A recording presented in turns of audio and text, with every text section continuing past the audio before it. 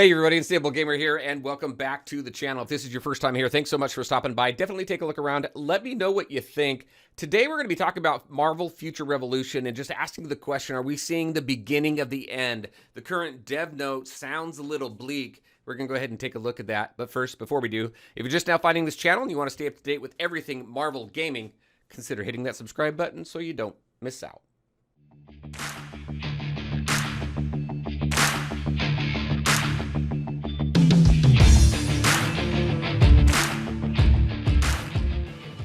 All right, and welcome back. Let's go ahead and talk about this. So we're going to talk about Marvel Future Revolution. The latest dev note that came out makes it sound pretty bleak, and I had to ask the question, are we seeing the beginning of the end? Now, I know a lot of work went into this. I know Danny Q and the team, they put a ton into this. There's orchestras that were put together to create music for this. The amount of just the production quality overall of this game is absolutely fantastic in all different aspects. And so it was pretty sad when I went ahead and read this. So this game came out in August of last year, 2021. And I'm wondering if it's going to last another year. So we're going to go ahead, take a look at the dev note. If you're curious on reading the entire thing, because we won't read the entire thing, I will leave a link in the description below for you to go ahead and check out. But Marvel Future Revolution, if you're not familiar with the game, is an ARPG, and you play with some of your favorite Marvel heroes, and there's a whole lot of different mechanics in the game. There's companions in the game. I thought it was a pretty unique game to create. Now, when they talk about this, they go through and just kind of talk about some of their goals, right? Marvel Future Revolution was created to bring the complexity and scale of the Marvel Universe to a persistent multiplayer online game. I feel that they achieved that. It is complex. The game itself has some complexity to it as well. But I feel that the heroes that they brought to the game, the companion system, I think it was something new that we haven't necessarily seen a lot of, if at all. I can't recall a game right now that has these types of systems in it. So I think they achieved that. Their aim was to create a game bigger and better than anything that they had done before. This coming from Netmarble.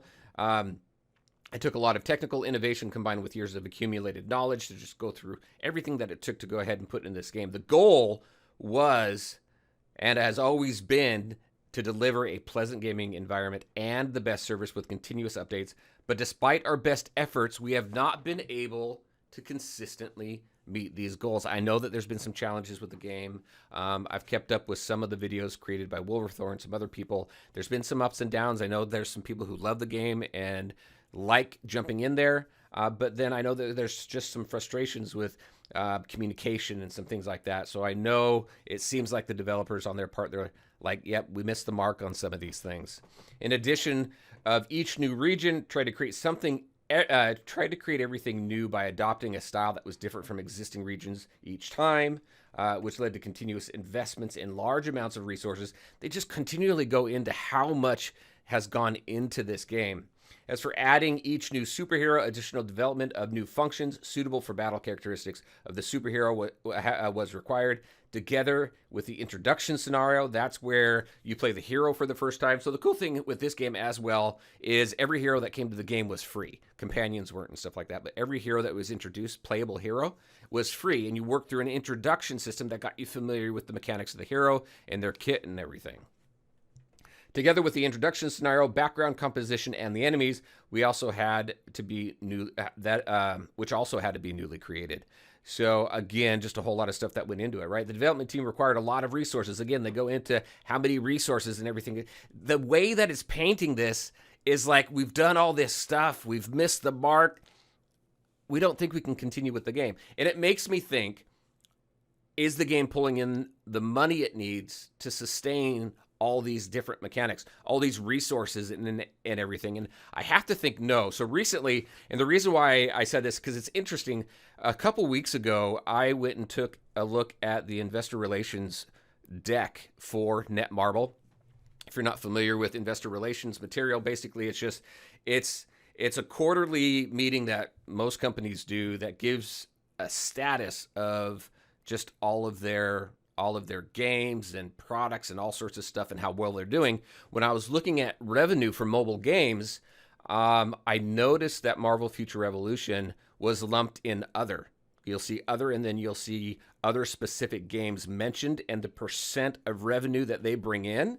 And previously, I had seen Marvel Future Revolution separated from the other column, but now I have to assume, because I didn't see Marvel Future Revolution there, it's lumped into that other column. So I don't think it's bringing in the money that it needs in order to sustain everything that went into it, unfortunately. All right, so they talk about, let's see, unfortunately, in our current circumstances, and due to recent reductions in the development team, so we're already losing resources on the development side, it is now necessary to reduce the scale of the service. So going forward, we will not be creating updates of the size and scope of previous content releases.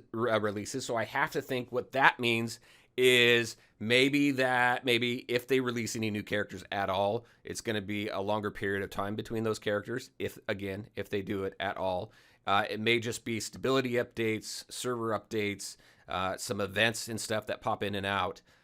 But I think reading that, I think they're going to just try and sustain the game for as long as they can and see what happens there. And again, it's super unfortunate. There's a whole lot of talent that went behind this game, and reading this, I'll tell you, it made me really sad. So let's see. But ensure agents can have comfort that they will be able to continue playing the game uninterrupted. So they're going to keep the game live. We know this news may be disappointing to our agents, and we would like to sincerely apologize. You have been by our side since the beginning and have championed the game from its earliest days.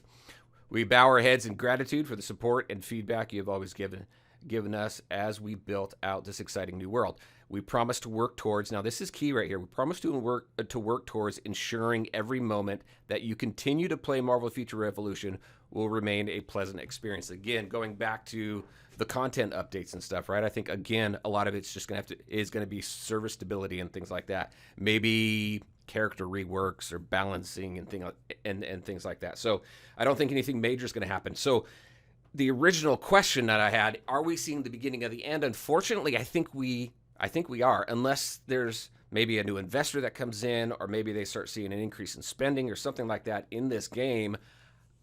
I think it's on the decline. And again, it's sad. The story is great. If you've not played this game, download it and play the game. Play through the first storyline and just see what they put into it. It is fun. It's a good time. Again, there's some challenges and stuff, repeat characters and having to replay the storyline so many different times. They did try and help with that a little bit, but the storyline was fun. I enjoyed it, especially all the way up to Maestro. All the way Maestro, right? Yeah, all the way up to Maestro. That was good, and it was fun to watch. So if you haven't checked it out, definitely check it out, especially if you like ARPGs and see what I'm talking about and see what everything that went into the game, because you can just see it as you play through it. All right, that's what I have. I'm droning on, I think, but that's what I had for you. Marvel Future Revolution. What are your thoughts? Do you think the game is on its way out? And how do you feel about that? All right, everybody. That's what I had for you. As always, I want to thank you all for taking the time to watch the video. If you liked it, make sure to hit that like button and share your thoughts and questions in the comments section below. Take care, everybody, and we'll talk to you next time.